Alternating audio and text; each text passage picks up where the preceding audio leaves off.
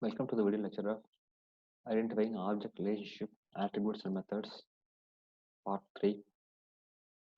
So in this video lecture, we're going to discuss class responsibility, identifying attributes and methods. So how to identify the attributes and methods of a class. Identifying attributes and methods like finding a class is a difficult activity. It's a difficult activity. The use cases and other human diagram will be our guide for identifying the attributes, methods, and relationship among the classes. In short, responsibilities identify the problems to be solved. The responsibilities are meant to convey a sense of purpose of an object and its place in the system. The responsibility of an object are all the services it provides for all the contract it supports. Attributes are the thing an object must remember, such as a color, cost, and manufacturer, and etc. Identifying an attribute of a system uh, class starts with understanding the system's responsibility. To identify attribute, first you have to understand the responsibility of the system. The following questions to be asked in identifying the responsibility of the classes and decide what data element to keep track. So we have to answer these questions. First one is what information about an object should we keep track of? What kind of information we keep track of about the object? Second question is what service a class must provide? What services the class must provide? The class responsibility defining by analyzing use case and other UML diagrams.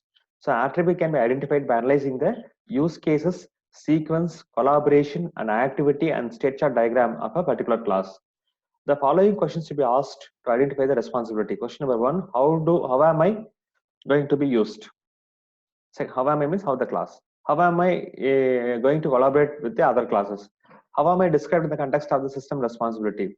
What do I need to know? What state of information do I need to remember over the time? What state can I be in? So these questions should be answered. Guideline for defining the attributes. Attributes usually corresponds to nouns followed by the prepositional phrases such as the cost of a soup.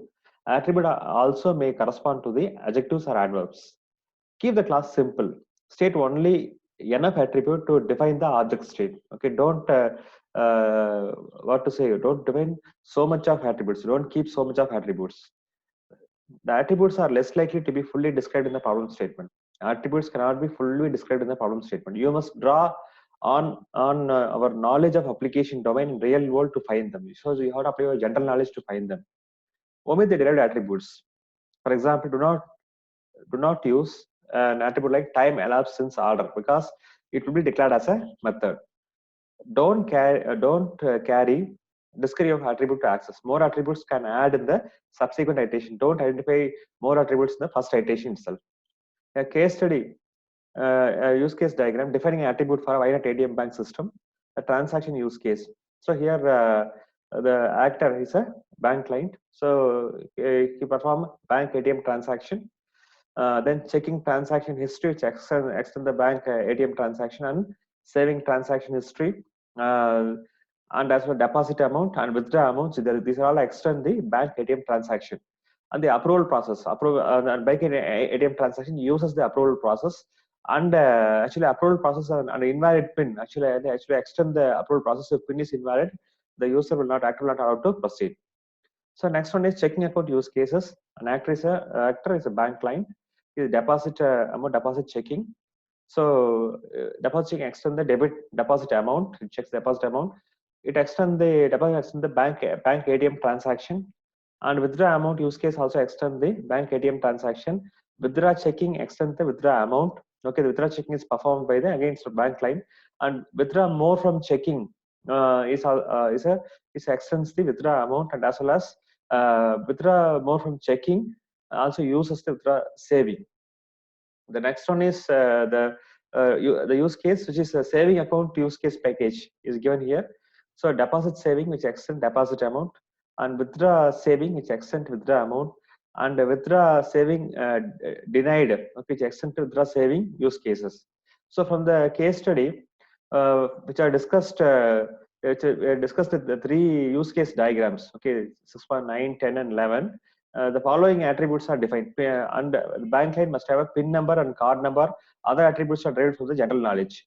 Attributes from the bank client are first name, last name, and PIN number and card number. Account class should have a number and as well as balance. Attribute of a transaction class, transaction ID, transaction date, time, type, amount, and post balance. Attribute of ATM class are address and state. Okay, so after this we discussed the how we are able to identify the attributes. Okay, by analyzing the various the diagram, especially the use case diagram is used to identify the attributes, and identifying the methods will be discussed in the subsequent video. Thanks for watching the video.